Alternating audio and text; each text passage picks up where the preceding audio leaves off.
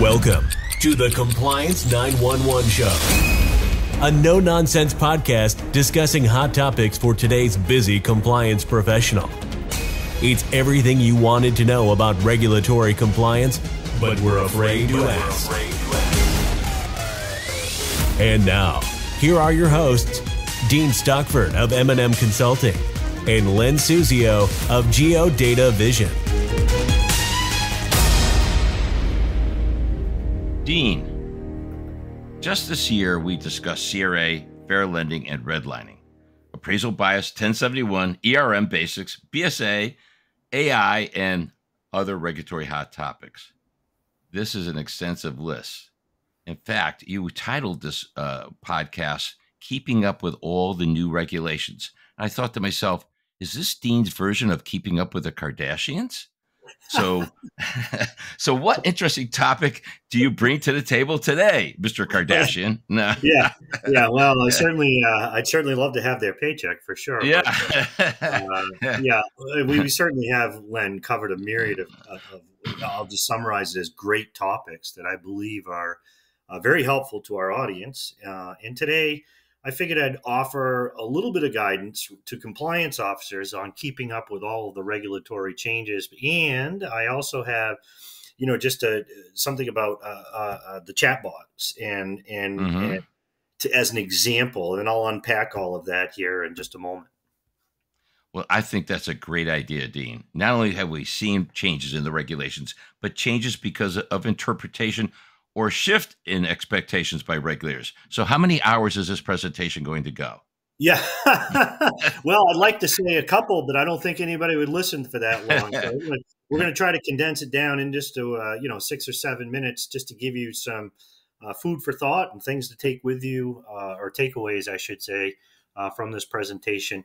Not only initially on how you should monitor, regulatory changes, but also getting into some specifics or an example, as I indicated, with recent guidance that came out about chatbots. But, you are correct about all the new regulations with the new 1071 rule, expected CRA final rules, BSA, beneficial ownership rules, automated valuation method rules, Reg Z, qualified mortgage rules, data rights, card rules, instant payment systems. Oh my goodness, I'm out of breath. But can you see why this could be a difficult task for compliance professionals?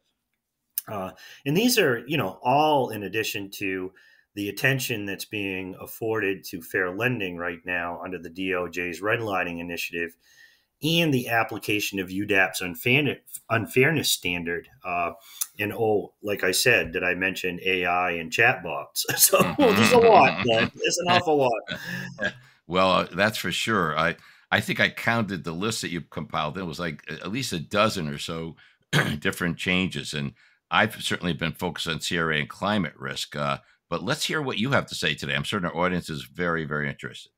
Yeah, well, now you can see why keeping up with the changes can be a little bit of a challenge, especially for smaller institutions that don't have, let's just say, large or robust type compliance department or systems that assist in these efforts. So today I'd like to walk, a new compliance professional through a recent guidance that was published by the CFPB in June. And that will illustrate steps that should be taken, whether it's a new regulation, whether it's an interpretation, issued regulatory guidance, so on and so forth. What the CFPB doesn't do is release a new law or regulation oftentimes, so the compliance officer is left with asking, what do I do with this guidance, as there's no regulation or anything specific necessarily to point to or anything new. However, there is a lot to do when you see regulatory guidance, again, a shift in postures, a shift in expectations, so on and so forth. So, I think it'll be important for this today. Well, Dean, I agree. There's much to do, and we just can't move on because of no regulation or change in the law. But how does one first learn of these changes, whether regulatory or guidance in nature? Yeah, hi, Len. I'd first provide, guidance on techniques that one could use to keep up with the regulatory changes. Then I'll kind of pivot and provide some specific examples on recent guidance, as I just indicated, from the CFPB. To illustrate how I would address in processes. But first, let's start with the regulatory monitoring piece. I think that's probably the most important aspect as of right now with all the regulatory changes. So, I think it kind of a no-brainer. Stay informed. Probably the first step. Changes evolve and they occur daily. I think that somebody needs to, or at least somebody within the institution, typically the compliance officer, is tasked with tracking those changes, those regulatory changes or interpretations. So a regulatory calendar is certainly helpful, and use other resources such as your local associations, your regulatory agencies, perhaps even a subscription service to stay up on those changes. We provide a newsletter and a calendar, and those combined or cumulatively are really the tool that we use in order to stay up and keep people informed on what the regulatory changes are. Monitoring websites is also a very helpful tool to see what could be changing. Attend online or in-person conferences. Obviously, you and I know a lot about that because not only do we attend them from time to time, we also put them on in the form of webinars or online type guidance. It's a means of growing connections. It's a great way to stay up on the regulatory changes or interpretations, and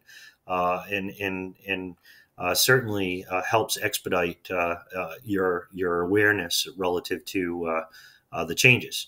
And I might add, Dean, that please. this podcast is a good example of how to keep up with the changes that are going on, which you and I have been talking about for the last going on 2 years now. So, we hope we're a great resource in these podcasts for these issues with compliance and risk officers.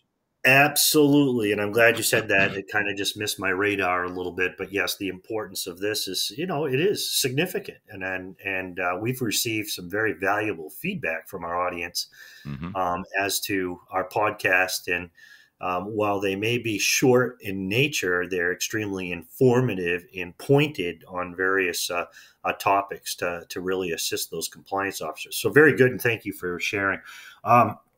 Or reminding me, I should say. But the other step I was going to say is review internal processes. Once you become aware, of changes or guidance, you should conduct internal reviews or audits to identify any gaps in your existing practices compared to the new guidance or requirements, and of course, update processes and procedures accordingly. Use software if you have the ability to do that. And the financial resources, compliance software might be a productive way to manage regulatory changes. Build a team. I always say somebody's got to be there. You got to have that guy, that professional that not only can help identify what the changes are, but also help implement, interpret, and train accordingly. So, again, make sure you have the bench and make sure you have that person, that captain on the team that can certainly help you. I know these are just a few techniques to monitor and implement change, but again, in a short podcast, they're very helpful for somebody. That's great advice for our listeners, Dean. Now, I think there was something that was issued recently by the CFPB that you might want to cite as an example. Yeah, as I was just mentioning, in June of 2023, Len, the CFPB published a spotlight and blogged about financial institutions and their use of artificial intelligence and chatbots. In the blog, the CFPB touches upon the risk involved with using chatbots, and in particular from a UDAAP perspective. So something that we've talked about on numerous occasions is UDAAP and how they take that broad brush approach to every regulation. We know that the CFPB is discussing existing laws, regulations, and guidance on the newer topic, which is the use of chatbots, and the compliance officer may be asking, how do I respond to this, given there are no regulatory changes?